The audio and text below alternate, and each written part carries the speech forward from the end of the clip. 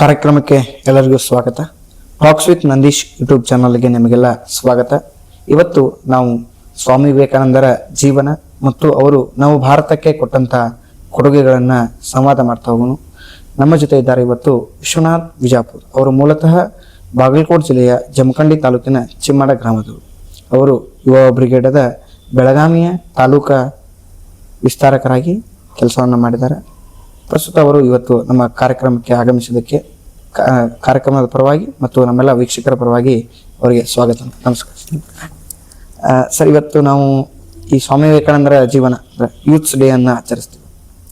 ಅದರ ಮೂಲತಃ ಹೋದ್ರೆ ಸ್ವಾಮಿ ವಿವೇಕಾನಂದರ ಜೀವನ ಮತ್ತು ಅವರು ಬಾಲ್ಯದಲ್ಲಿ ಬೆಳೆದಂತ ಘಟನೆಗಳಾಗಿರ್ಬೋದು ಮತ್ತು ಅವರ ತಂದೆ ಮತ್ತು ತಾಯಿಯ ಮಾರ್ಗದರ್ಶನ ಯಾವ ರೀತಿ ಸಿಗ್ತದೆ ಸರ್? ನಮಗೆ ಸ್ವಾಮಿ ವಿವೇಕಾನಂದ್ರ ಅಂದ ತಕ್ಷಣ ಮೊದಲು ನೆನಪಾಗೋದು ಅವ್ರ ಬಾಲ್ಯ. ನಮ್ಗೆಲ್ರಿಗೂ ಗೊತ್ತಿರೋಂಗೆ ಬಾಲ್ಯದಲ್ಲಿ ಅವ್ರ ಹೆಸರು ನರೇಂದ್ರನಾಥ ದತ್ತ ಅಂತ ಇತ್ತು.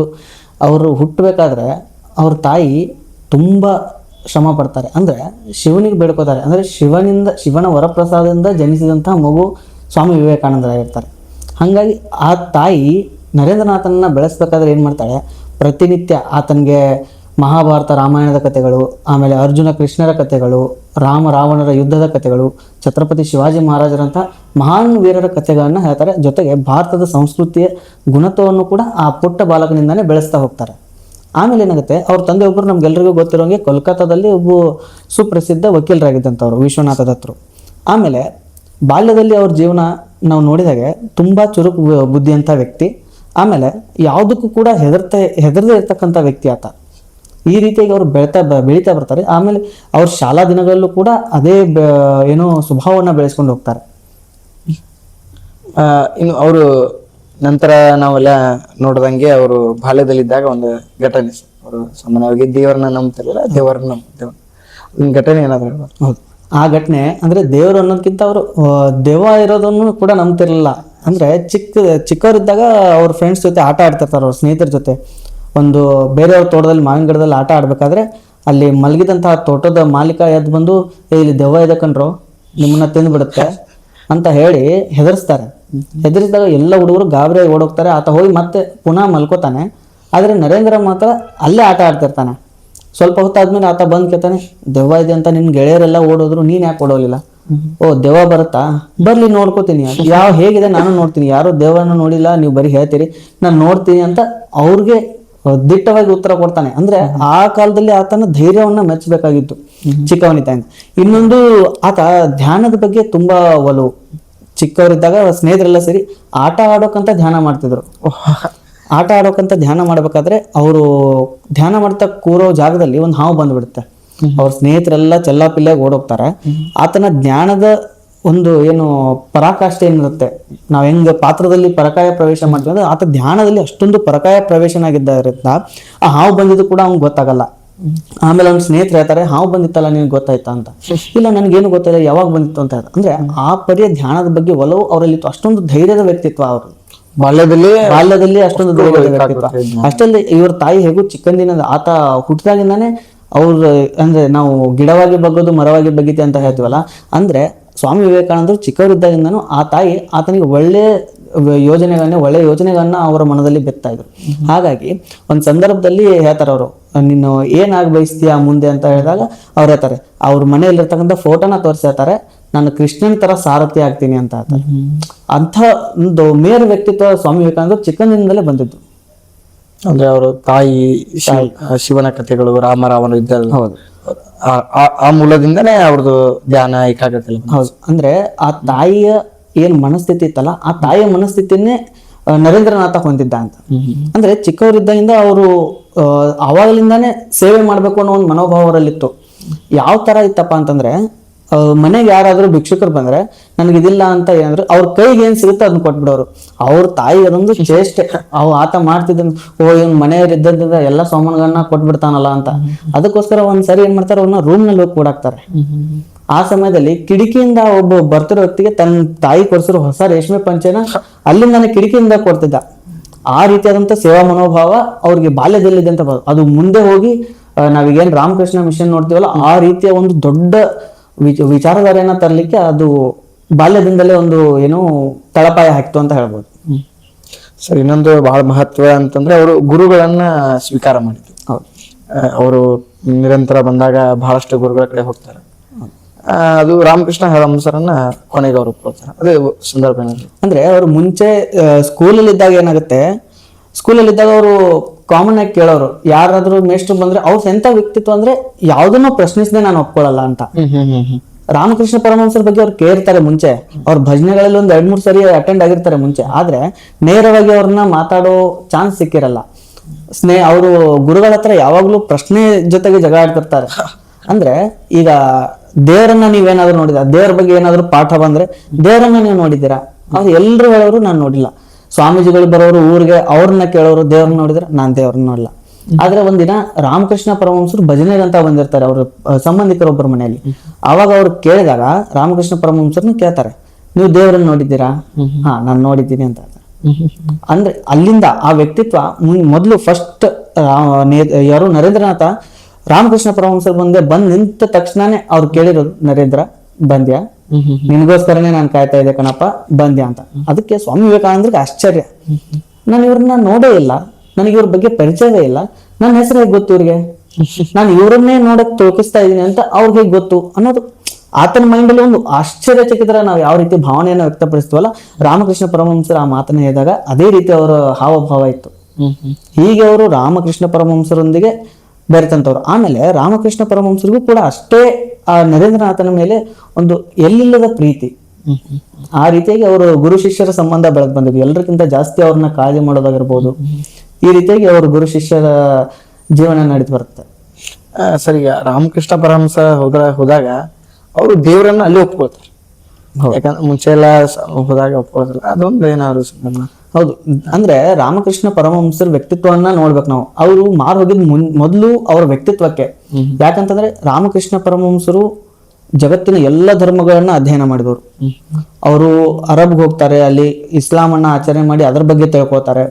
ಆಮೇಲೆ ಇದಕ್ ಬರ್ತಾರೆ, ಇಲ್ಲಿ ಕ್ರಿಶ್ಚಿಯಾನಿಟಿಗೆ ಬರ್ತಾರೆ, ಅವರು ಧರ್ಮವನ್ನ ಆಚರಣೆ ಮಾಡ್ತಾರೆ, ಅಲ್ಲಿ ಯೇಸುವಿನ ಬೋಧನೆಗಳನ್ನ ಕಂಡ್ಕೋತಾರೆ. ಕೊನೆ ವಾಪಸ್ ಬಂದು ಒಂದಿನ ಒಂದು ನೀರಿನ ಕೊಳದ ಪಕ್ಕದಲ್ಲಿ ಮಲ್ಕೊಂಡಿರ್ಬೇಕಾದ್ರೆ ಅಲ್ಲಿ ಒಂದು ಕಲ್ಲುಗಳು ಬೀಳುತ್ತೆ. ಕಲ್ಲು ಬಿದ್ದಾಗ ಯಾವ ರೀತಿ ನೀರಿನ ಅಲೆಗಳ ಶಬ್ದ ಆಗುತ್ತೋ, ಆ ನೀರು ಅಲೆಗಳು ಯಾವ ರೀತಿ ಉಟ್ಕೋತಾವೋ ಆ ರೀತಿ ರಾಮಕೃಷ್ಣ ಪರಮಹಂಸರು ಯೋಚನೆ ಮಾಡ್ತಾರೆ ಕುಂತ್ಕೊಂಡಲ್ಲೇ. ಅಂದ್ರೆ ಆ ನೀರಿನ ನಾವು ಯಾವ್ದು ಏನೋ ಆದ್ರೂ ನಾವು ಅದನ್ನ ಡಿಸ್ಟರ್ಬ್ ಮಾಡ್ಲಿಲ್ಲ ಅಂದ್ರೆ, ಡಿಸ್ಟರ್ಬ್ ಅಂದ್ರೆ ಒಳ್ಳೆ ರೀತಿಯಾಗಿ ನಾವು ಡಿಸ್ಟರ್ಬ್ ಮಾಡ್ಲಿಲ್ಲ ಅಂದ್ರೆ ಅದು ಯಾವ್ದು ಕಾರಣಕ್ಕೂ ಪ್ರಯೋಜನ ಬರೋದಿಲ್ಲ. ಅಂದ್ರೆ ಏನಾದ್ರೂ ನಾವು ನಮ್ಮ ಮನಸ್ಸಿಗೆ ಏನಾದ್ರೂ ಕೊಡ್ತಾ ಇರಬೇಕು ಒಳ್ಳೇದನ್ನ, ಅಂದಾಗ ಮಾತ್ರ ನಾವು ಒಂದ್ ಒಳ್ಳೆ ವ್ಯಕ್ತಿಯಾಗಿ ರೂಪ ಮಾಡ್ತೀವಿ ಅನ್ನೋದು ರಾಮಕೃಷ್ಣ ಪರಮಹಂಸರಿಗೆ ಅರಿವಾಗಿದ್ದು. ಇದೆಲ್ಲ ವಿಚಾರಗಳನ್ನ ಕೇಳಿದ್ರೆ ಇವರು ನರೇಂದ್ರನಾಥರು ಕೂಡ ಅದೇ ಪ್ರಭಾವಕ್ಕೊಳಗಾಗ್ತಾರೆ. ಆಮೇಲೆ ಅದಕ್ಕಿಂತ ಮುಂಚೆ ರಾಮಕೃಷ್ಣ ಪರಮಹಂಸರು ಏನೋ ದಕ್ಷಿಣೇಶ್ವರದಲ್ಲಿ ಕಾಳಿ ಮಾತೆ ಆರಾಧಕರು ಪೂಜಾರಿ ಆಗಿರ್ತಾರೆ, ಭಜನೆ ಕೀರ್ತನೆಗಳನ್ನ ಹಾಡ್ಕೊಂಡು. ಅಲ್ಲಿದ್ದಾಗ ಅವರು ಉಪವಾಸ ಕೊಡ್ತಾರೆ, ಕಾಳಿ ಜೊತೆಗೆ ನೇರ ಪೈಪೋಟಿಗೆ ಬಿದ್ದ್ಬಿಡ್ತಾರೆ. ಏನಂದ್ರೆ ಎಲ್ರು ಹೇಳ್ತಾರೆ ನೀನ್ ಇದೆಯಾ ಅಂತ, ನನಗೆ ಒಮ್ಮೆ ದರ್ಶನ ಕೊಟ್ಟಿಲ್ಲ ನೀನು. ಕಾಳಿ ದೇವಿಗೆ ದೇವಸ್ಥಾನದಲ್ಲಿ ಅವಾಗ ಹೇಳ್ತಾರೆ, ಅವ್ರು ಉಪವಾಸ ಕೊಡ್ತಾರೆ, ಕಾಳಿದೇವಿ ಬರಲ್ಲ. ಕೊನೆ ಒಂದಿಟ್ಟು ಹೈರಾಣ ಆಗ್ಬಿಟ್ಟು ಅವ್ರು ಒಂದು ಕೊಡ್ಲೆನ ತಗೊಂಡು ಮಚ್ಚನ್ನ ತಗೊಂಡು ಅವ್ರ ಕುತ್ತಿಗೆ ಇಟ್ಕೊಂಡು, ನೀನ್ ಬರ್ಲಿಲ್ಲ ಅಂದ್ರೆ ನಾನು ಇಲ್ಲೇ ಪ್ರಾಣ ಬಿಡ್ತೀನಿ ನಿನ್ ಮುಂದೆ ಅಂತ ಹೇಳಿದಾಗ ಕಾಳಿದೇವಿ ಪ್ರತ್ಯಕ್ಷರಾಗ್ತಾರಂತೆ. ಅಂತ ಒಂದು ಮೇರು ವ್ಯಕ್ತಿತ್ವ ಇದ್ದಂಥವ್ರು ರಾಮಕೃಷ್ಣ ಪರಮಹಂಸರು. ಇವರೆಲ್ಲರ ಏನ್ ಬೋಧನೆಗಳನ್ನ ತಿಳ್ಕೊಂಡು ರಾಮಕೃಷ್ಣ ಪರಮಹಂಸರು ಎಲ್ಲ ಬೋಧನೆಗಳನ್ನ ತಿಳ್ಕೊತಾರೆ. ಕೊನೆಗೆ ಅವರು ರಾಮಕೃಷ್ಣ ಪರಮಹಂಸರ ಮರಣದ ದಿನ ಹತ್ರ ಬಂದಾಗ ಅವರು ಸತತವಾಗಿ 3 ದಿನ ಅವ್ರಿಗೆ ದೀಕ್ಷೆ ಕೊಡ್ತಾರೆ ರಾಮಕೃಷ್ಣ ಪರಮಹಂಸರು ಒಂದೇ ಕೋಣೆಯಲ್ಲಿ. ಸತತವಾಗಿ 3 ದಿನ ಸ್ವಾಮಿ ವಿವೇಕಾನಂದರಿಗೆ. ಅಲ್ಲಿಂದ ಅಂದ್ರೆ ನನ್ನನ್ನ ಮುಂದೆ ನಡ್ಸೋನ್ ನೀನು ಅಂತ ರಾಮಕೃಷ್ಣ ಪರಮಹಂಸರು ಒಂದು ಚಿತ್ರ ಬರೆದಿರ್ತಾರೆ. ಏನಂದ್ರೆ ಒಂದು ಗಿಳಿ ಚಿತ್ರ ಬರೆದಿರ್ತಾರೆ, ಅದ್ರ ಹಿಂದ್ಗಡೆ ರಾಮಕೃಷ್ಣ ಪರಮಹಂಸರು ಒಂದು ಭಾವಚಿತ್ರ ಇರುತ್ತೆ. ಅಂದ್ರೆ ನನ್ನ ಪ್ರತಿರೂಪಿ ನೀನು, ನನ್ನ ಕೆಲಸವನ್ನ ನೀನು ಮುಂದೆ ತಗೊಂಡು ಹೋಗ್ಬೇಕು ಅಂತ ಸ್ವಾಮಿ ವಿವೇಕಾನಂದರಿಗೆ ಹೇಳ್ತಾರೆ. ಇನ್ನೊಂದು ನೋಡ್ಬೇಕಂದ್ರೆ ರಾಮಕೃಷ್ಣ ಪರಮಹಂಸರಿಗೆ ಅತ್ಯಾತ್ಮ ಮತ್ತು ಅತಿ ಪ್ರೀತಿಯ ವ್ಯಕ್ತಿ ನಮ್ಮ ಸ್ವಾಮಿ. ಅಂದ್ರೆ ಅವರು ಪ್ರಾರಂಭದಲ್ಲಿ ಅವ್ರು ನಡ್ಕೊಂಡು ಬಂದಾಗ ನೀವು ಹೇಳಿದಾಗೆ, ಅಂದ್ರೆ ಅವ್ರು ಮೊದಲು ಬಂದಾಗನೇ ನಾನು ನಿನಗೋಸ್ಕರ ಕಾಯ್ತಿದ್ದೆ. ಹೌದು. ಅಂದ್ರೆ ಆ ಪ್ರೀತಿ ಯಾವ್ದು ಹೆಂಗ್ ಬಂತು ಸರ್ ಅವ್ರ ಮೇಲೆ? ರಾಮಕೃಷ್ಣ ಹಂಸರಿಗೆ ಈ ಸ್ವಾಮಿ ವಿವೇಕಾನಂದ ಅಂದ್ರೆ ಇವರು ಏನು ನೇರವಾಗಿ ಕೇಳಿದ ತಕ್ಷಣ ಅವ್ರು ನಾನು ದೇವ್ರನ್ನ ನೋಡಿದ್ದೀನಿ ಅಂತ ಹೇಳ್ತಾರಲ್ಲ, ಅಲ್ಲಿ ಅವರ ಏನು ಸ್ವಾಮಿ ವಿವೇಕಾನಂದರನ್ನ ನಾವು ಮೂಲವಾಗಿ ನೋಡೋದಾದ್ರೆ, ನಾವು ಆಧ್ಯಾತ್ಮದ ರೂಪದಲ್ಲಿ ನೋಡೋದಾದ್ರೆ ಸಪ್ತ ಋಷಿಗಳಲ್ಲಿ ಒಬ್ರು ಅಂತ ಕರಿತೀವಿ ಸ್ವಾಮಿ ವಿವೇಕಾನಂದರ. ನಾವೇನು ಸಪ್ತ ಋಷಿಗಳನ್ನ ನೋಡ್ತೀವಲ್ಲ ನಮ್ಮ ಆಧ್ಯಾತ್ಮದಲ್ಲಿ ವೇದ ಉಪನಿಷತ್ತುಗಳಲ್ಲಿ, ಅಲ್ಲಿ ಸಪ್ತ ಋಷಿಗಳಲ್ಲಿ ಒಬ್ರು ಅಂತ ನಾವು ವಿವೇಕಾನಂದರನ್ನ ಭಾವಿಸ್ತೇವೆ. ರಾಮಕೃಷ್ಣ ಆಶ್ರಮ ಕೂಡ ಈಗ ಅದನ್ನೇ ನಮ್ಗೆ ಹೇಳ್ಕೊಡೋದು. ಆಮೇಲೆ ಆ ವ್ಯಕ್ತಿ, ಆಮೇಲೆ ರಾಮಕೃಷ್ಣ ಪರಮಹಂಸರಿಗೆ ಯಾವ ರೀತಿಯ ಏನು ಆಕರ್ಷಣೆ ಬೆಳೀತು ಅಂತಲ್ಲ, ಅದು ರಾಮಕೃಷ್ಣ ಪರಮಹಂಸರಲ್ಲಿ ಒಂದು ಚೇತನ ಯಾವ ತರ ಅಂದ್ರೆ, ಆ ಸಮಯದಲ್ಲಿ ಇದ್ದಂಥವ್ರು ಕಾಳಿ ಮಾತೆ ದರ್ಶನ ತಗೊಂಡದ್ದ ಮಹಾನ್ ವ್ಯಕ್ತಿ ಅಂತ ಆಲ್ರೆಡಿ ಎಲ್ಲ ಕಡೆ ಪ್ರಚಾರ ಆಯ್ತು. ಇವರು ಕೋಲ್ಕತ್ತಾ, ದಕ್ಷಿಣೇಶ್ವರ ಕೂಡ ಪಶ್ಚಿಮ ಬಂಗಾಳದಲ್ಲಿರೋದ್ರಿಂದ ಹಾಗಾಗಿ ಅದೊಂದು ಪ್ರಸಾರ ಆಗಿರುತ್ತೆ. ಆಮೇಲೆ ಆ ವ್ಯಕ್ತಿಯ ನಡೆ ನೋಡಿದ ತಕ್ಷಣ ಅನ್ಸ್ಬಿಡುತ್ತೆ. ನಾವ್ ಯಾವ್ದೋ ಒಂದು ವ್ಯಕ್ತಿಯನ್ನ ನೋಡಿದ ತಕ್ಷಣ ಏನ್ ಅನ್ಕೋತೀವಿ, ಮುಖಭಾವದಿಂದ ಅವ್ರ ಜೊತೆ ಒಂದೆರಡು ಮಾತನಾಡಿದ್ರೆ ಅವ್ರ ಬಗ್ಗೆ ಒಂದ್ ಸ್ವಲ್ಪ ಅನ್ನೋದನ್ನ ನಾವು ತಿಳ್ಕೊಂಡ್ಬಿಡ್ತೀವಿ. ಸ್ವಾಮಿ ವಿವೇಕಾನಂದರು ಒಂದು ಹುಡುಕಾಟದಲ್ಲಿದ್ರು. ನಾನ್ ದೇವ್ರನ್ನ ನೋಡಿದವ್ರನ್ನಾದ್ರೂ ನೋಡ್ಬೇಕಲ್ಲ, ದೇವ್ರಂತೂ ನನಗೆ ಕಾಣ್ತಾನೋ ಇಲ್ಲೋ ಗೊತ್ತಿಲ್ಲ, ದೇವರನ್ನ ಕಾಣೋ ಮಾರ್ಗ ಹೇಗೆ ಅಂತಾನೋ ನನಗೆ ಗೊತ್ತಿಲ್ಲ, ಆದ್ರೆ ದೇವರನ್ನ ಹುಡುಕಾಟದಲ್ಲಿದ್ದಾರ. ಆ ಹುಡುಕಾಟಕ್ಕೆ ತಕ್ಕಂತೆ ನಾವು ಏನು ಅಯಸ್ಕಾಂತ ಯಾವ ರೀತಿ ಹೇಳ್ಕೊಳ್ತದಲ್ಲ, ಹಂಗೆ ರಾಮಕೃಷ್ಣ ಪರಮಹಂಸರು ಸಿಕ್ಕಾಗ ಅವರ ಉತ್ತರಗಳು ಕೂಡ ಅಷ್ಟೇ ಪ್ರಭಾವ ಬೀರೋದ್ರಿಂದ ಅವರಿಬ್ಬರ ನಡುವೆ ಒಡನಾಟ ಬೆಳೀತು ಅಂತ. ಇನ್ನು ಮುಂದೆ ನಾವು ಬಹಳಷ್ಟು ಚಿಕಾಗೋ ಸರೋದರನ ಸಮ್ಮೇಳನ ಕೇಳಿದೆ. ಅದು ಹೆಚ್ಚು ಕಮ್ಮಿ 25, 26, 27. ಆ ಸಂದರ್ಭದಲ್ಲಿ ರಾಮಕೃಷ್ಣ ಪರಮಹಂಸರು ಸ್ವಾಮಿ ವಿವೇಕಾನಂದರ ಕನಸಿನೊಳಗಡೆ ಬಂದು ಅಲ್ಲಿ ಹೋಗ್ಬೇಕಂತಂದ್ರೆ ಅದೇ ಸಂದರ್ಭ ಸರಿ ಅಂದ್ರೆ ರಾಮಕೃಷ್ಣ ಪರಮಹಂಸರು ದೈವಾಧೀನರಾಗ್ತಾರೆ. ಅದಾದ್ಮೇಲೆ ಸ್ವಾಮಿ ವಿವೇಕಾನಂದರು ನಾನು ಸಂಘಟನೆ ಮಾಡ್ತೀನಿ, ನನ್ನ ಧರ್ಮವನ್ನ ಪ್ರಚಾರ ಮಾಡ್ತೀನಿ ಅಂತ ಭಾರತ ತುಂಬಾ ಪ್ರದಕ್ಷಿಣೆ ಹಾಕ್ಲಿಕ್ಕೆ ಹೋಗ್ತಾರೆ. ಅವಾಗ ಕನ್ಯಾಕುಮಾರಿ ಬಂಡೆ ಮೇಲೆ ಕೂತಿರ್ತಾರೆ. ಈಗೇನು ನಾವು ರಾಕ್ ಮೆಮೋರಿಯಲ್ ಅಂತ ಏನ್ ಸ್ವಾಮಿ ವಿವೇಕಾನಂದರದಾಗಿದೆ, ಅಲ್ಲಿ ಅವರು ಸತತವಾಗಿ 3 ದಿನ ಅಲ್ಲಿ ಧ್ಯಾನ ಮಾಡ್ತಾರೆ. 24, 25, 26 3 ದಿನ ಧ್ಯಾನ ಮಾಡ್ಬೇಕಾದ್ರೆ ಅವಾಗ ರಾಮಕೃಷ್ಣ ಪರಮಹಂಸರು ಒಂದು ಅಶರೀರವಾಣಿ ಅವ್ರಿಗೆ ಕೇಳಿಸುತ್ತೆ, ನೀನೇನ್ ಮಾಡ್ತಾ ಇದೀಯಾ, ನಾನು ಹಾಕೊಟ್ಟ ಕಾರ್ಯಗಳು ಏನಾಗಿದೆ ನಿನ್ಗೆ, ಅದನ್ನ ಸಾಕಾರ ಮಾಡೋದು ಯಾವಾಗ, ನೀನು ಇಲ್ಲಿ ಧ್ಯಾನ ಮಾಡ್ಕೊಂಡು ಕೂತ್ರೆ ನನ್ನ ಜನ ನರಳ್ತಾ ಇದ್ದಾರೆ, ಅವ್ರನ್ನ ಯಾವ ರೀತಿ ನೀನು ಉದ್ಧಾರ ಮಾಡ್ತೀಯಾ ಅಂತ ಹೇಳಿದಾಗ, ಅಲ್ಲಿಂದ ಅವ್ರಿಗೆ ಏನೋ ಅಶರೀರವಾಣಿ ಮೂಲಕ ಸಂದೇಶ ಬರುತ್ತೆ, ನೀನ್ ಚಿಕಾಗೋ ಹೋಗು, ಸರ್ವಧರ್ಮ ಸಮ್ಮೇಳನ ನಡೀತಾ ಇದೆ, ಅಲ್ಲಿ ನಿನಗೆ ಭವಿಷ್ಯ ಇದೆ ಅಂತ ಹೇಳ್ತಾರೆ. ಅಲ್ಲಿಂದ ಇವರು ಬರ್ತಾರೆ, ಯಾರು ಖಾತ್ರಿಯ ರಾಜನಿಂದ ಸಹಾಯ ಪಡ್ಕೊಂಡು, ರಮಾನಂದರಿಂದ ಸಹಾಯವನ್ನ ಪಡ್ಕೊಂಡು ಅವರಿಬ್ರು ಸಹಾಯ ಮಾಡಿದ ತಕ್ಷಣ ಚಿಕಾಗೋ ಹೋಗ್ತಾರೆ.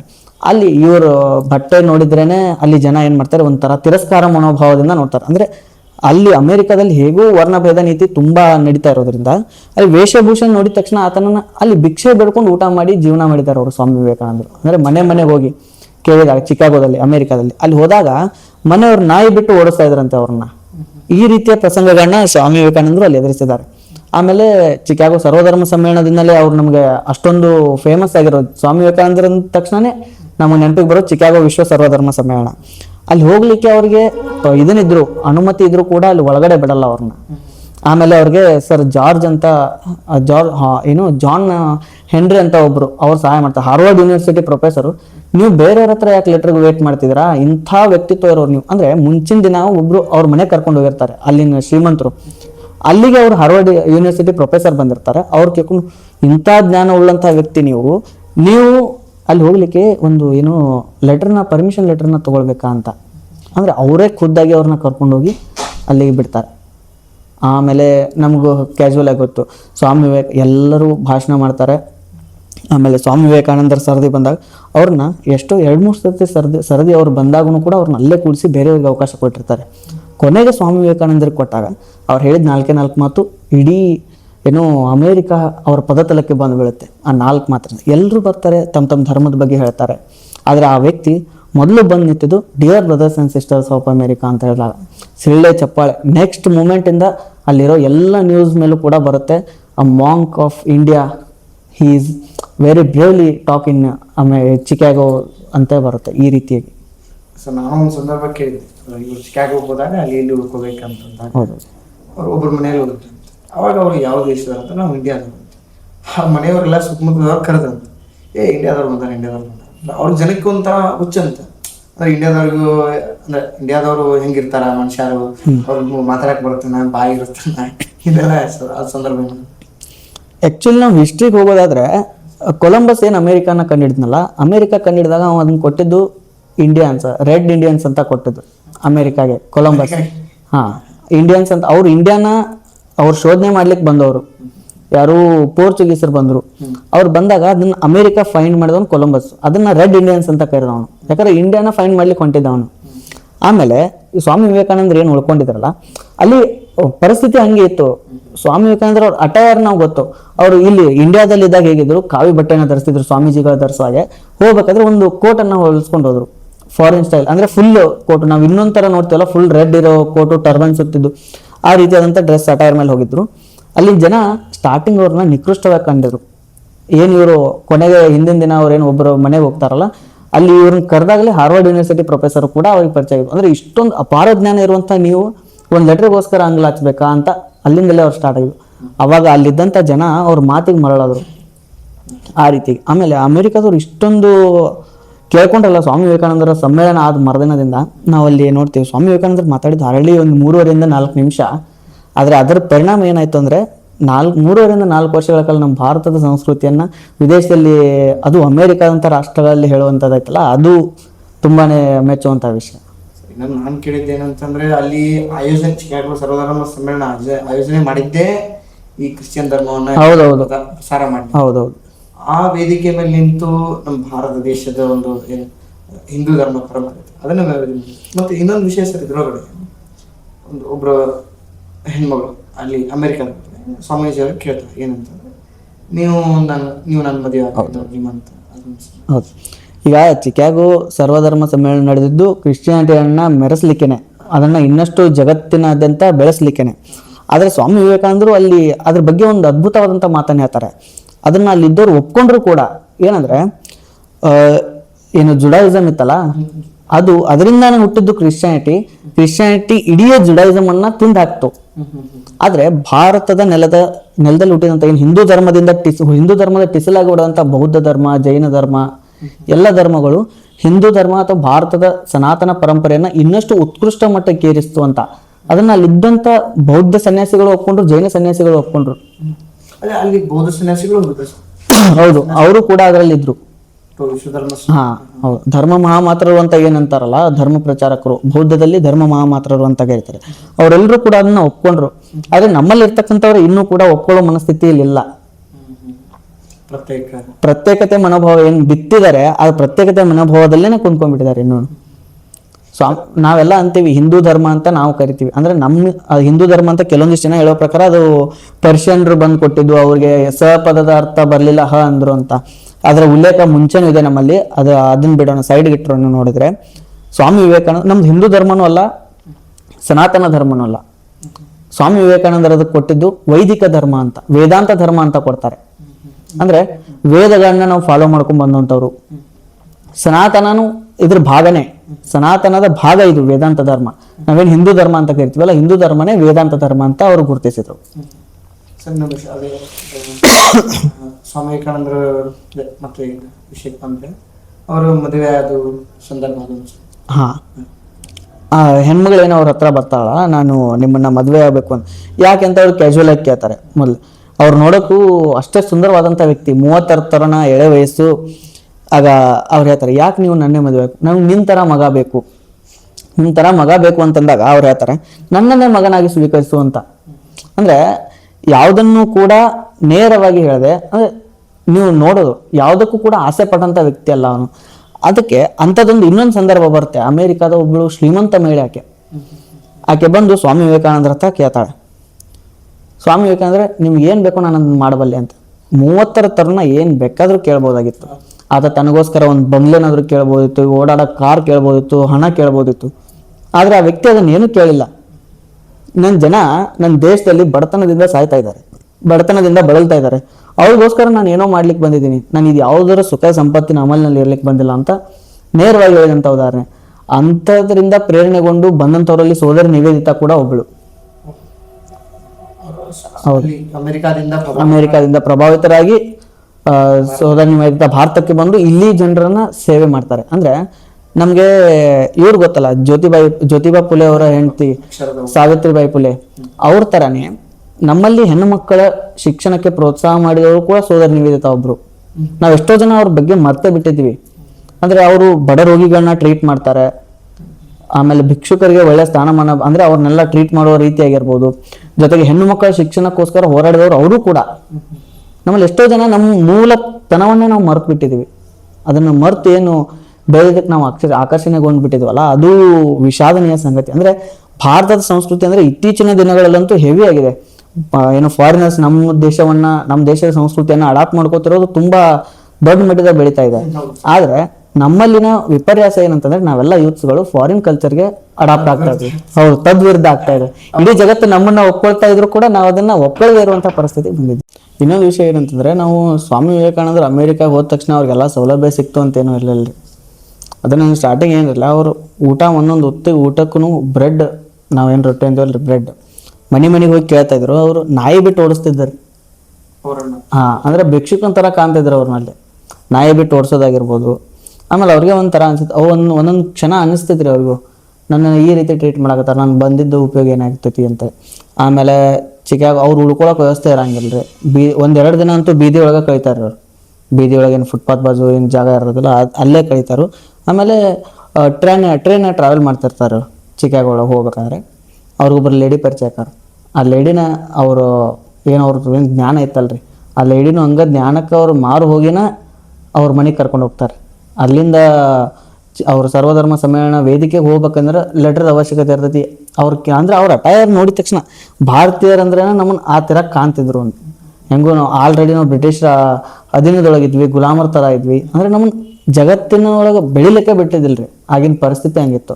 ಅಂದ್ರೆ ಹೆಂಗೆ ಕಾಣ್ತಿದ್ರು ಅಂದ್ರೆ ಭಾರತವನ್ನ ಹೀನ, ದೀನ, ಕೃಪಣ, ಬಡ, ದರಿದ್ರ ರಾಷ್ಟ್ರ ಅಂತೆಲ್ಲ ಕರಿತಾ ಇದ್ರು. ಜಗತ್ತಿನ ಏನೋ ಒಂದು ಆಯಾಮದೊಳಗೆ ಭಾರತ ಅಂದ್ರೆ ಬಡ ರಾಷ್ಟ್ರ, ದರಿದ್ರ ರಾಷ್ಟ್ರ ಅಂತ. ಅಷ್ಟೊತ್ತಿಗಾಗಲೇ ಎಲ್ಲವನ್ನ ದೋಚಿ ನಮ್ಮನ್ನು ಬಡತನ ಮಾಡಿಬಿಟ್ರು. ಆದರೆ ಇವ್ರು ಯಾರು ಇದು ನಮ್ಮ ದೇಶವನ್ನ ಆ ರೀತಿ ಕರಿತಾ ಇದ್ರಲ್ಲ, ಅವ್ರು ಯಾರಿಗೂ ನಮ್ಮ ದೇಶ ಸುವರ್ಣ ಯುಗ ಆಗಿದ್ದು ಗೊತ್ತೇ ಇಲ್ಲ. ಅವ್ರು ಯಾರಿಗೂ ನಮ್ಮ ಇತಿಹಾಸದ ಬಗ್ಗೆನೇ ಗೊತ್ತಿರಲಿಲ್ಲ. ಆ ಥರ ಇದ್ದಂಥವ್ರು. ಆಮೇಲೆ ಅಲ್ಲಿಂದ ಅವ್ರು ಕಂಟಿನ್ಯೂ ಮಾಡ್ತಾರೆ. ಯಾರು ಬಾಸ್ಟನ್ಗೆ ಕರ್ಕೊಂಡು ಹೋಗ್ತಾರೆ. ಅವರು ಪ್ರೊಫೆಸರ್ ಇದ್ರಲ್ಲ, ರೈಟ್ ಅಂತ, ಜಾನ್ ಹೆನ್ರಿ ರೈಟ್ ಅಂತ, ಅವರು ಕರ್ಕೊಂಡೋಗಿ ಅಲ್ಲಿಂದ ವೇದಿಕೆ ಮೇಲೆ ಕಳಿಸ್ತಾರೆ. ವೇದಿಕೆಯನ್ನು ಇಷ್ಟು ಚೆನ್ನಾಗಿ ಉಪಯೋಗಿಸ್ಕೊಂಡ್ರೆ ಸ್ವಾಮಿ ವಿವೇಕಾನಂದರು ಅಂತಂದ್ರೆ, ಅಲ್ಲಿ ನಮ್ಗೆಲ್ರಿಗೂ ಗೊತ್ತಿರುವಂಥ ಒಂದು ಸಾಮಾನ್ಯವಾದಂಥ ಕಥೆ. ನಮ್ಮ ಹಿಂದೂ ಧರ್ಮದ ಪುಸ್ತಕ ಏನು ನಾವು ಮಾನ್ಯ ಮಾಡ್ತೀವಿ ಹೆಚ್ಚಾಗಿ, ಧಾರ್ಮಿಕ ಪುಸ್ತಕ ಅಂತ ಭಗವದ್ಗೀತೆಯನ್ನು ಕೃಷ್ಣ ಏನು ಅರ್ಜುನ ಬೋಧಿಸ್ತಾನಲ್ಲ, ಆ ಪುಸ್ತಕ ಹಿಂದೂ ಧರ್ಮ ನಮಗಂತೂ ಅದು ಶ್ರೇಷ್ಠ ಪುಸ್ತಕ. ಆ ಪುಸ್ತಕವನ್ನ ಎಲ್ಲ ಧರ್ಮ ಗ್ರಂಥಗಳ ಕೆಳಗಡೆ ಇಟ್ಟಿರ್ತಾರೆ. ಯಾಕಂದ್ರೆ ಅವ್ರು ಆಲ್ರೆಡಿ ಅವ್ರ ಮೈಂಡ್ಸೆಟ್ ಹಂಗಿತ್ತು. ಕ್ರಿಶ್ಚಿಯಾನಿಟಿ ಅವ್ರ ಮೈಂಡ್ಸೆಟ್ ಹಂಗಂದ್ರೆ, ಈ ಜಗತ್ತಿನಲ್ಲಿ ನಾವು ಮಾತ್ರ ಶ್ರೇಷ್ಠರು, ಎಲ್ಲರೂ ನಮ್ಮ ಕೆಳಗಡೆ ಬಂದಂಥವ್ರು ಅಂತ. ಆದ್ರೆ ಅವ್ರಿಗೆ ಮುಂಚೆಯಿಂದ ಯಾರಿಗೂ ಗೊತ್ತಿಲ್ಲ. ಯೇಸು ಹೇಳ್ತಾ ಇದ್ದಿದ್ದು ಏನಂತಂದ್ರೆ, ಓ ಫಾದರ್ ಸೇವ್ ಹಿಮ್, ಓ ಫಾದರ್ ಫರ್ಗಿವ್ ಹಿಮ್, ಈ ತರ. ಅಂದ್ರೆ ಅವ್ರು ಯಾರನ್ನ ಫಾದರ್ ಅಂತ ಕರಿತಾ ಇದ್ರು ಅಂತ ಜಗತ್ತಿನ ಕ್ರಿಶ್ಚಿಯನ್ಲಿರ್ತಕ್ಕಂಥ ಯಾರಿಗೂ ಗೊತ್ತಿರಲಿಲ್ಲ. ಇತ್ತೀಚೆಗೆ ನಾನು ಇಸ್ಕಾನ್ದ ಏನು ಅನುಯಾಯಿಗಳಾಗಿದ್ದಾರೆ ಕ್ರಿಶ್ಚಿಯನ್ರು, ಅವ್ರದ್ದು ಒಂದಿಷ್ಟು ವಿಡಿಯೋಗಳನ್ನ ನೋಡ್ತಾ ಇದ್ದೆ. ಅವ್ರು ಹೇಳ್ತಾ ಇದ್ರು, ಈಗ ನಮಗೆ ಗೊತ್ತಾಗ್ತಿದೆ ಫಾದರ್ ಯಾರಂದ್ರೆ ಕೃಷ್ಣ. ಭಗವದ್ಗೀತೆ ಒಳಗೆ ಹೇಳ್ತಾನೆ, ನಾನೇ ಸರ್ವ ಸ್ವರೂಪಿ ನಾನೇ ಅಂತ ಹೇಳ್ತಾನೆ. ಅಂದ್ರೆ ಜಗತ್ತಿನ ಆ ಕ್ರಿಶ್ಚಿಯಾನಿಟಿ ಮೈಂಡ್ಸೆಟ್ ಏನಿತ್ತಲ್ಲ, ನಾವು ಎಲ್ಲರಿಗಿಂತ ಮೇಲೆ ಅನ್ನೋದು ಆ ಮೈಂಡ್ಸೆಟ್ ಇಂದ ನಮ್ಮ ಧರ್ಮದ ಪುಸ್ತಕ ಏನಿತ್ತು, ಹಿಂದೂ ಧರ್ಮದ ಭಗವದ್ಗೀತೆನ ಕೆಳಗಡೆ ಇಟ್ಟಿರ್ತಾರೆ. ಅದೇ ಸಾಮಾನ್ಯವಾಗಿ ನಮ್ಗೆಲ್ರಿಗೂ ಗೊತ್ತಿರುವಂತ ಕಥೆ ಅದು. ಅಂದ್ರೆ ಈ ಎಲ್ಲ ಧರ್ಮ ಗ್ರಂಥಗಳಿಗೂ ಕೂಡ, ಜಗತ್ತಿನ ಎಲ್ಲ ಧರ್ಮಗಳಿಗೂ ಆಧಾರ ನನ್ನ ಸನಾತನ ಅಂತ ಸ್ವಾಮಿ ವಿವೇಕಾನಂದರು ಆ ಕೆಳಗಿಟ್ಟಿದ್ದನ್ನ ಅವಮಾನ ಅಂತ ತಿಳ್ಕೊಳ್ಳಾರ್ದೆ, ನಾನು ಒಂದು ಸರಿದ್ರೆ, ನನ್ನ ಪುಸ್ತಕವನ್ನ ನಾನು ಒಂದು ತೆಗೆದ್ರೆ, ನನ್ನ ಧರ್ಮವನ್ನ ನಾನು ಒಂದು ಸೈಡಕ್ಕೆ ಸರಿಸಿದ್ರೆ ನಿಮ್ ಯಾವ ಧರ್ಮಗಳಿಗೂ ಕೂಡ ಅಸ್ತಿತ್ವ ಇಲ್ಲ ಅಂತ ಸ್ವಾಮಿ ವಿವೇಕಾನಂದರು ಅಲ್ಲಿ ಹೇಳ್ತಾರೆ. ಅಲ್ಲಿದ್ದಂಥ ಕ್ರಿಶ್ಚಿಯಾನಿಟಿ ಅದನ್ನ ಬೆಂಬಲಿಸ್ಕೊಂಡು ಬಂದಂಥ ಏನು ಗುರುಗಳಿದ್ರು, ಧರ್ಮ ಗುರುಗಳು, ಪ್ರಚಾರಕರು ಏನಿದ್ರು, ಅವರೆಲ್ಲ ಮುಖ ಪೆಚ್ ಮಾಡ್ಕೊಂಡು ಕೂತಿರುವಂಥ ಪರಿಸ್ಥಿತಿ ಅವ್ರಿಗೆ ಎದುರಾಗುತ್ತೆ. ಆಮೇಲೆ ಸ್ವಾಮಿ ವಿವೇಕಾನಂದರು ಭಾರತ ಮತ್ತು ಹಿಂದೂ ಧರ್ಮದ ಮೇಲೆ ಅಗಾಧವಾದಂಥ ಪ್ರೀತಿ ಇಟ್ಕೊಂಡಂಥವ್ರು. ಅದರಲ್ಲಂತೂ ಎರಡು ಮಾತಿಲ್ಲ. ಯಾಕಂತಂದ್ರೆ ಇದೇನು ಕಾರ್ಯಕ್ರಮ ಮುಗಿದಾದ್ಮೇಲೆ ಅಷ್ಟೊತ್ತಿಗಾಗಲೇ ಅಂದ್ರೆ ಹಿಂದೂ ಧರ್ಮ ಅಂತಂದ್ರೆ ಸ್ವಾಮಿ ವಿವೇಕಾನಂದರೇ ಅಂತ ನಾವು ಹೇಳ್ತೀವಲ್ಲ, ಅವರಿಂದಾನೇ ಹಿಂದೂ ಧರ್ಮ ಜಗತ್ತಿಗೆ ಪರಿಚಯವಾದದ್ದು ಅಂತ. ಹಂಗಂದ್ರೆ ಕೆಲವೊಂದಿಷ್ಟು ಜನ ಕೇಳ್ತಾರೆ, ಸ್ವಾಮಿ ವಿವೇಕಾನಂದರು ಬರೋಕ್ಕಿಂತ ಮುಂಚೆ ಹಿಂದೂ ಧರ್ಮ ಭಾರತದಲ್ಲಿ ಇರ್ಲಿಲ್ವೇನೋ ಅಂತ.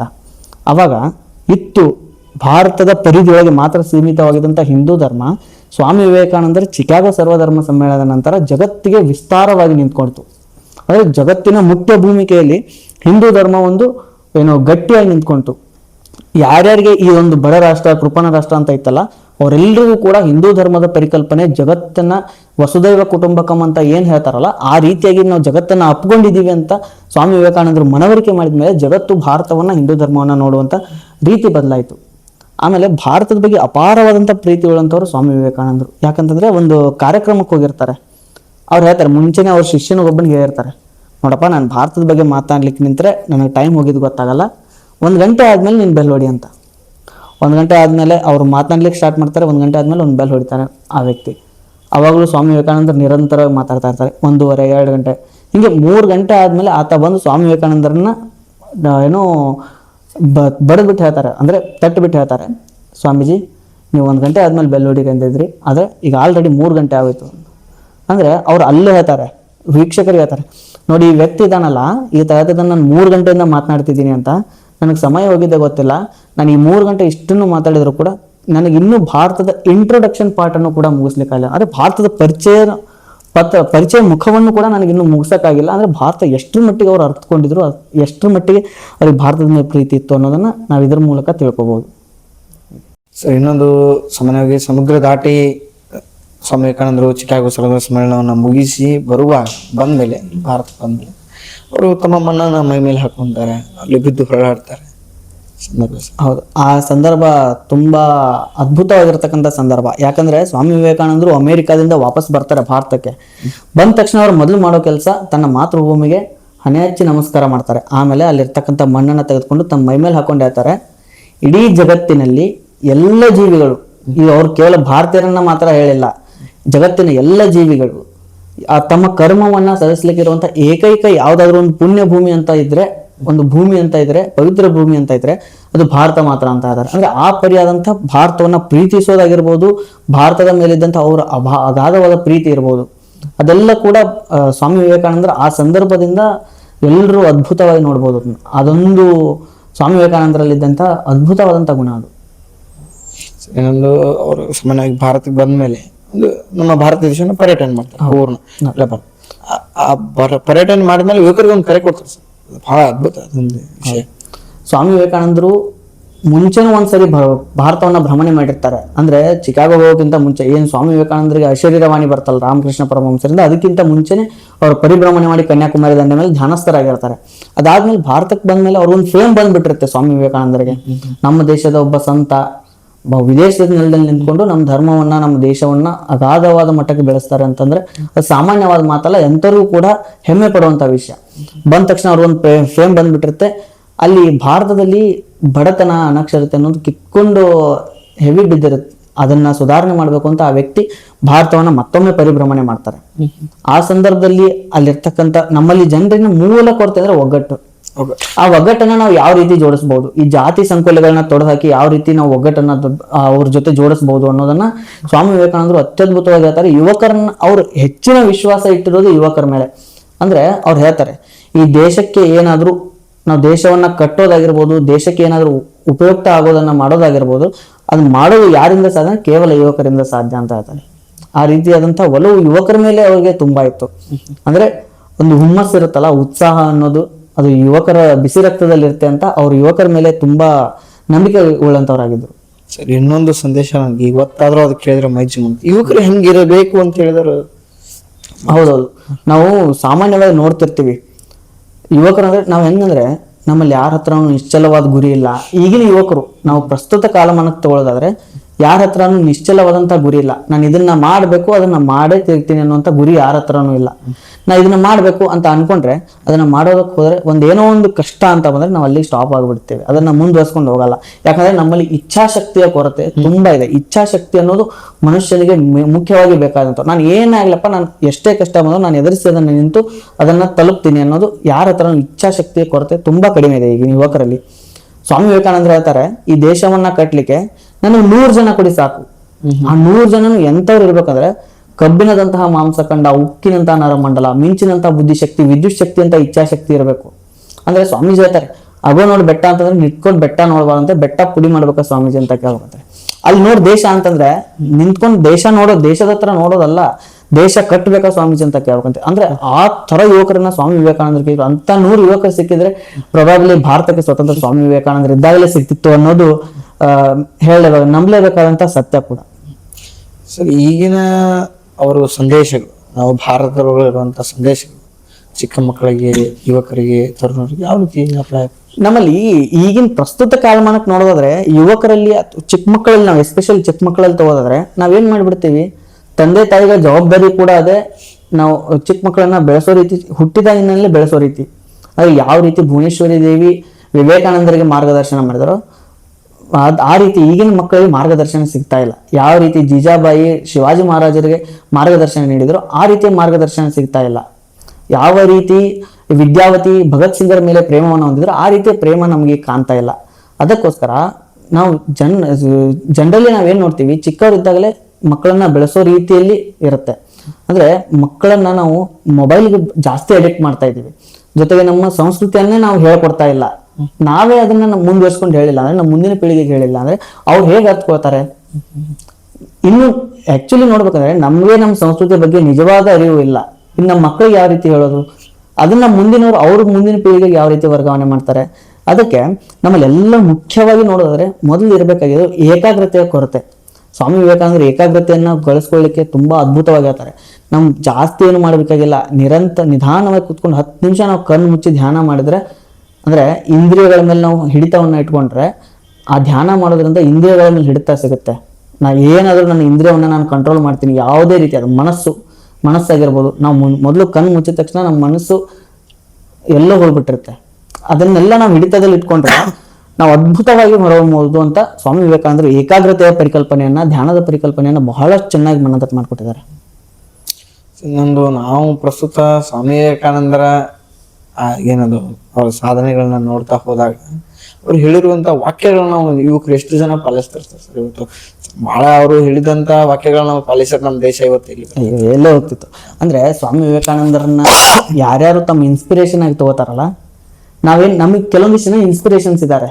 ಭಗತ್ ಸಿಂಗ್ ಆಗಿರ್ಬೋದು, ಸ್ವತಃ ಸಾವರ್ಕರ್ ಆಗಿರ್ಬೋದು. ಸಾವರ್ಕರ್ ನಂತರ ಸ್ವಾಮಿ ವಿವೇಕಾನಂದರು ಹುಟ್ಟಿದ್ರು ಕೂಡ ಸ್ವಾಮಿ ವಿವೇಕಾನಂದರ ವಿಚಾರಧಾರೆಗಳಿಂದ ಬಹಳ ಪ್ರಭಾವಿತರಾದಂಥವ್ರು. ಜೊತೆಗೆ ನಾವು ನೇತಾಜಿನ ನಮ್ಮ ಅಗಾಧವಾದಂಥ ಒಂದು ದೊಡ್ಡ ದೇಶಭಕ್ತ ಅಂತ ನಾವೇನು ಅವ್ರನ್ನ ಇನ್ಸ್ಪಿರೇಷನ್ ಆಗಿ ತಗೋತೀವಿ, ಅವರು ಕೂಡ ಹೇಳ್ತಾರೆ ಸ್ವಾಮೀಜಿ ಇವಾಗ ಅಂದ್ರೆ ಅವ್ರು ಹುಟ್ಟಿದ ಸಂದರ್ಭದಲ್ಲಿ ಸ್ವಾಮೀಜಿ ಇರಲ್ಲ. ಅವ್ರಿದ್ದಾಗ ಈಗೇನಾದ್ರೂ ಸ್ವಾಮೀಜಿ ಇದ್ರೆ ನಾನು ಅವ್ರ ಪದತಲದಲ್ಲಿ ಬಿದ್ದಿರ್ತಾ ಇದ್ದೆ ಅಂತ. ಅಂದ್ರೆ ಅಷ್ಟೊಂದು ಅವಿನಾಭಾವ ಪ್ರೇಮ ಅವ್ರ ಮೇಲೆ ಇತ್ತು. ಎಲ್ಲ ನಾವ್ ಯಾರ್ಯಾರನ್ನ ಇನ್ಸ್ಪಿರೇಷನ್ ಆಗಿ ತಗೊಂಡಿದೀವಲ್ಲ, ಗುರು ರವೀಂದ್ರನಾಥ ಟಾಗೋರರಾಗಿರ್ಬೋದು, ಎಲ್ಲ ಮಹಾನ್ ವ್ಯಕ್ತಿಗಳು ಕೂಡ ಸ್ವಾಮಿ ವಿವೇಕಾನಂದರಿಂದ ಪ್ರಭಾವಿತಗೊಂಡಂತವ್ರೆ. ಆದ್ರೆ ಈಗಿನ ದಿನಮಾನಗಳಲ್ಲಿ ಏನಾಗ್ತಿದೆ, ನಾವು ಆಧ್ಯಾತ್ಮ, ಸ್ಪಿರಿಚುವಾಲಿಟಿ, ನಮ್ಮ ದೇಶ ಸಂಸ್ಕೃತಿ ಅಂತ ಹೇಳಿದ್ರೆ ಎಲ್ಲರೂ ಕೇಳಕ್ಕಾಗಲ್ಲ, ಬೋರ್ ಹೊಡಿತೆ ಅಂತಾರೆ. ಆದ್ರೆ ಅದರಲ್ಲಿರುವಂತ ಪವರ್ ಎಂತೆಂಥವ್ರನ್ನು ಕೂಡ ಬೆರಗಾಗಿಸ್ಬಿಡುತ್ತೆ. ಕೆಲವೊಂದಿಷ್ಟು ಜನ ಅಂತಾರೆ ಹಿಂದೂ ಧರ್ಮ ಅಂದ್ರೆ ಪೂರ್ತಿ ಎಲ್ಲ ಮೌಢ್ಯಗಳಿಂದ ಕೂಡಿದೆ, ಆ ಮೌಢ್ಯಗಳನ್ನೆಲ್ಲ ತೊಳೆದಾಕಿ ಹಿಂದೂ ಧರ್ಮ ಅಂದ್ರೆ ಹೀಗೆ ಅನ್ನೋದನ್ನ ಸ್ವಾಮಿ ವಿವೇಕಾನಂದರು ಸ್ಪಷ್ಟವಾಗಿ ಹೇಳ್ತಾರೆ. ಮತ್ತೆ ಇನ್ನೊಂದೇನು, ನಮ್ಮಲ್ಲಿ ನಾವೇ ನಮ್ಮ ಇತಿಹಾಸವನ್ನ ನಮ್ಮ ಕೈಯಿಂದಾನೇ ಕೆಳಗೆ ಕುತ್ತಿಗೆಯನ್ನ ಹಿಚಕ್ತಾರಂತಾರಲ್ಲ, ಆ ತರ ನಾವು ಕೆಳಗೆ ದಬಾಕ್ತಾ ಇದೀವಿ. ಅಂದ್ರೆ ಎಲ್ಲರೂ ಹೇಳೋ ಪ್ರಕಾರ ನಮ್ಮ ವೇದಗಳಿಂದ ನಮಗೆ ವರ್ಣಾಶ್ರಮ ವ್ಯವಸ್ಥೆ ಬಂತು, ಜಾತಿ ವ್ಯವಸ್ಥೆ ಬಂತು ಅಂತ ಹೇಳ್ತಾರೆ. ಆದ್ರೆ ರಿಯಲಿಸ್ಟಿಕ್ ಆಗಿ ಯಾರು ವೇದಗಳ ಅಧ್ಯಯನ ಮಾಡಿದವರಲ್ಲ ಇವರು. ಈ ರೀತಿಯಾಗಿ ಯಾರು ಮಾತಾಡ್ತಾರಲ್ಲ ಅವರು ವೇದಗಳನ್ನ, ಸ್ವಾಮಿ ವಿವೇಕಾನಂದ ಹೇಳ್ತಾರೆ ವೇದಗಳನ್ನ ಅಧ್ಯಯನ ಮಾಡಬೇಕು, ಉಪನಿಷತ್ತುಗಳನ್ನ ಅಧ್ಯಯನ ಮಾಡಬೇಕು ಅಂತ. ಆ ರೀತಿಯಾಗಿ ಅವರು ನಮ್ಮ ಭಾರತದ ಏನು ಅವ್ರು ಹೇಳಿದ ರೀತಿಯಲ್ಲಿ ನಾವೇನಾದ್ರು ನಡ್ಕೊಂತ ಹೋದ್ರೆ ಭಾರತ ಎಲ್ಲೂ ಹೋಗಿ ಮುಟ್ಟಿರ್ತೀವಿ. ಇಷ್ಟೊತ್ತಿಗೆ ನಾವು ಇಷ್ಟು ವರ್ಷ ಕಾಯ್ಬೇಕಾಗ್ತಿರ್ಲಿಲ್ಲ. ಹಾಗಾಗಿ ಭಾರತವನ್ನ ನಮ್ಮ ಯುವಕರಲ್ಲಿ ಹೆಚ್ಚಾಗಿ ಈಗಿನ ಕಾಲಮಾನಕ್ಕೆ ನಾವೆಲ್ಲ ಅವರ ಸಂದೇಶವನ್ನ ತಲುಪಿಸೋದು ಬಹಳ ಮುಖ್ಯವಾಗಿದೆ. ಅದು ಅತ್ಯಂತ ಕಷ್ಟಕರವಾದಂಥ ಕೆಲಸವೂ ಕೂಡ ಹೌದು. ಇದ್ರೊಳಗೆ ಇನ್ನೊಂದು ಪಾಯಿಂಟ್ ನಾವೇನು ಆ್ಯಡ್ ಮಾಡ್ಕೋಬೇಕಂದ್ರೆ ರೀ, ಧ್ಯಾನದ ವಿಚಾರ ಬಂದಾಗ ಸ್ವಾಮಿ ವಿವೇಕಾನಂದರು ಒಂದು ಕನಸಿತ್ತು, ಒಂದು ಕಲ್ಪನೆ ಇತ್ತು. ಯಾವ ರೀತಿ ಅಂದ್ರೆ, ಎತ್ತರದ ಹಿಮಾಲಯ ಪರ್ವತದೊಳಗೆ ಒಂದು ಮಂದಿರ ಸ್ಥಾಪನೆ ಆಗಬೇಕು. ಅದ್ರೊಳಗೆ ಯಾವುದೇ ಇದನ್ನಿಲ್ಲ, ಯಾವುದೇ ಮೂರ್ತಿಗಳಿರ್ಬೋದು, ನಿರಾಕಾರವಾಗಿರ್ಬೇಕು. ಆಮೇಲೆ ಅಲ್ಲಿ ಬರೋರು ಎಲ್ಲರೂ ಕೇವಲ ಧ್ಯಾನ ಮಾಡ್ಲಿಕ್ಕೆ ಬರ್ಬೇಕಂತ. ಅದೇ ರೀತಿಯಾಗಿ ಅಲ್ಮೋರಾದೊಳಗಡೆ ಒಂದು ಮಂದಿರವನ್ನ ಸ್ಥಾಪನೆ ಮಾಡ್ತಾರೋ. ಅದರಿಂದನೇ ಅವ್ರ ಏನು ಬೋಧನೆಗಳು ಬರ್ತಾವೆ, ಕೊಲಂಬೋದಿಂದ ಅಲ್ಮೋರಕ್ಕೆ ಅಂತ ಏನು ಅವ್ರದ್ದು ಒಟ್ಟಾರೆ ಬೋಧನೆಗಳನ್ನ ನೋಡ್ತೀವಿ. ಆ ಪುಸ್ತಕ ಅದರ ಪರಿಕಲ್ಪನೆಯಿಂದ ಬಂದಿರೋದು. ಈ ರೀತಿಯಾಗಿ ಸ್ವಾಮಿ ವಿವೇಕಾನಂದರ ಬರಹಗಳಾಗಿರ್ಬೋದು, ಅವ್ರ ಬೋಧನೆಗಳಾಗಿರ್ಬೋದು ತುಂಬಾ ಅದ್ಭುತವಾಗಿ ಮಾಡ್ಬೋದು. ಈಗಿನ ಜನ್ರೇಷನ್ಗೆ ನಾವು ಅದನ್ನ ಓದ್ಲಿಕ್ಕೆ ಬಿಡಬೇಕು. ಅಟ್ಲೀಸ್ಟ್ ಓದೋ ಮನಸ್ಥಿತಿ ಅಂತೂ ಯಾರಲ್ಲೂ ಇಲ್ಲ. ಟೈಮ್ ಮೇನ್ ಆಗಿಬೇಕಾದ್ರೂ ಓದೋಕೆ ಟೈಮ್ ಕೊಡ್ಬೇಕು. ಅದಕ್ಕೆ ಟೈಮ್ ಕೊಡೋರು ಯಾರೂ ಇಲ್ಲ. ನಾವು ಇನ್ನೂ ಅವ್ರಿಗೆ ಯಾವ ರೀತಿ ಟೈಮ್ ಇದೆ ಅಂದರೆ, ಅವರು ಸುಮ್ಮನೆ ಮೊಬೈಲ್ ಯೂಸ್ ಮಾಡ್ಲಿಕ್ಕೆ ಟೈಮ್ ಇದೆ, ಓದೋಕ್ಕೆ ಟೈಮ್ ಇಲ್ಲ. ಆ ರೀತಿಯಾಗಿ ನಾವು ಅದನ್ನು ತಲುಪಿಸ್ಲಿಕ್ಕೆ ಏನಾದರೂ ಅದನ್ನು ಆಡಿಯೋ ರೂಪದಲ್ಲೋ ವಿಡಿಯೋ ರೂಪದಲ್ಲೋ ಅವ್ರಿಗೆ ಪ್ರೊವೈಡ್ ಆಗೋ ಥರ ಏನಾದರೂ ಮಾಡ್ಬೋದು. ಸರಿ, ಇದರೊಳಗಡೆ ಒಂದು ವಿಷಯ ಅಂದ್ರೆ, ಆಗಿನ ಸಂದರ್ಭದಲ್ಲಿ ರಾಮಕೃಷ್ಣ ಪರಮಹಂಸರು ಮತ್ತು ಸ್ವಾಮಿ ವಿವೇಕಾನಂದರ ನಡುವೆ ಗುರು ಶಿಷ್ಯ ಪರಂಪರೆ. ಹೌದು, ನಾವೆಲ್ಲ ಅವರ ಫೋಟೋಗಳನ್ನು ನಮ್ಮ ರಾಮಕೃಷ್ಣ ಆಶ್ರಮದೊಳಗಡೆ ನಾವು ನೋಡಿರ್ತೀವಿ. ರಾಮಕೃಷ್ಣ ಪರಮಹಂಸರು, ಅವರ ಪತ್ನಿ ಮತ್ತು ಮಗಳಿಕ ಇವರು ಸ್ವಾಮಿ ವಿವೇಕಾನಂದರು. ಹೌದು, ಯಾಕೆ ಸರ್? ಅಂದರೆ ಸ್ವಾಮಿ ವಿವೇಕಾನಂದರು ರಾಮಕೃಷ್ಣ ಪರಮಹಂಸರ ಬಗ್ಗೆ ನಾವು ನೋಡಿದ್ದೀವಿ ಈಗ ಆಲ್ರೆಡಿ. ಅವರ ನಡುವೆ ಎಂಥ ಅವಿನಾಭಾವ ಸಂಬಂಧ ಇತ್ತು, ಅವರಿಬ್ಬರ ಗುರು ಶಿಷ್ಯರ ಆ ಪ್ರೀತಿ ಯಾವ ರೀತಿ ಇತ್ತು ಅನ್ನೋದನ್ನ ನಾವು ನೋಡಿದ್ದೀವಿ. ಶಾರದಾ ಮಾತೆಯವರನ್ನ ಒಂದಿನ ಹಿಂಗೆ ಅವ್ರ ಅನುಯಾಯಿಗಳು ಏನಿರ್ತಾರೆ, ಸ್ವಾಮಿ ವಿವೇಕಾನಂದರ ದೈವಾಧೀನರಾದ್ಮೇಲೆ ಅವ್ರ ಗುರು ಶಿಷ್ಯರಿಂದ ಬಂದು ಶಾರದಾ ಮಾತೆಯವ್ರ ಹತ್ರ ಕೇಳುತ್ತೆ, ನೀವು ರಾಮಕೃಷ್ಣ ಪರಮಹಂಸರ್ದು ಇಟ್ಟಿದ್ದೀರಿ ಓಕೆ, ವಿವೇಕಾನಂದರ್ದು ಯಾಕೆ ಇಟ್ಟಿದ್ದೀರಿ ಅನ್ನೋಂಥ ಪ್ರಶ್ನೆ ಬಂದಾಗ ಶಾರದಾ ಮಾತೆ ಅದ್ಭುತವಾಗಿ ಹೇಳ್ತಾರೆ. ಏನಂತಂದರೆ, ಈಗ ಏನಾದರೂ ರಾಮಕೃಷ್ಣ ಪರಮಹಂಸರಿದ್ದರೆ ಸ್ವಾಮಿ ವಿವೇಕಾನಂದರ ಔನ್ನತ್ಯವನ್ನು ಕಂಡು ಅವರೇ ತಲೆ ಮೇಲೆ ಹೊತ್ಕೊಂಡು ಮೆರೆಸೋರು, ಅದಕ್ಕೋಸ್ಕರ ನಾವು ಅವ್ರನ್ನ ಪುಟದಲ್ಲಿ ಇಟ್ಟಿದ್ದೀವಿ ಅಷ್ಟೇ ಅಂತ ಅನ್ನುವಂಥ ಮಾತನ್ನು ಶಾರದಾ ಮಾತೆಯವ್ರು ಹೇಳ್ತಾರೆ. ಅಂದರೆ ವಿವೇಕಾನಂದರ ಕಲ್ಪನೆಯಿಂದಲೇ ಹುಟ್ಟಿದಂಥದ್ದು ರಾಮಕೃಷ್ಣ ಮಿಷನ್ ಆಶ್ರಮ ಅನ್ನೋದು. ಅಂದರೆ ಅವ್ರಿಗೊಂದು ಕಲ್ಪನೆ ಇತ್ತು, ಏನಂದರೆ ನಾನು ನನ್ನ ಗುರುಗಳ ಹೆಸರಿನಲ್ಲಿ ಏನಾದರೂ ಒಂದು ಸ್ಥಾಪನೆ ಮಾಡಬೇಕು, ಅದರಿಂದ ಸಮಾಜಕ್ಕೆ ಒಳ್ಳೆಯ ಕೆಲಸಗಳನ್ನ ಕೊಡಬೇಕು ಅನ್ನೋದು. ಹಾಗಾಗಿ ಅವರ ಇಂದಿಗೂ ಕೂಡ 3 ಜನ, ಶ್ರೀಮಾತೆ, ಆಮೇಲೆ ಪರಮಹಂಸರದು, ಸ್ವಾಮೀಜಿಯವ್ರದ್ದು, 3 ಜನರನ್ನ ನಾವು ಅಲ್ಲಿ ಪೂಜಿಸ್ತಾ ಬರ್ತೀವಿ. ಸರ್, ಇನ್ನು ಈ ಪ್ರಸ್ತುತ ಕಾಲಮಾನದೊಳಗಡೆ ಗುರು ಶಿಷ್ಯ ಪರಂಪರೆಗೆ ಅಪ್ಲೈ ಮಾಡಿದ್ರೆ ಇದನ್ನು?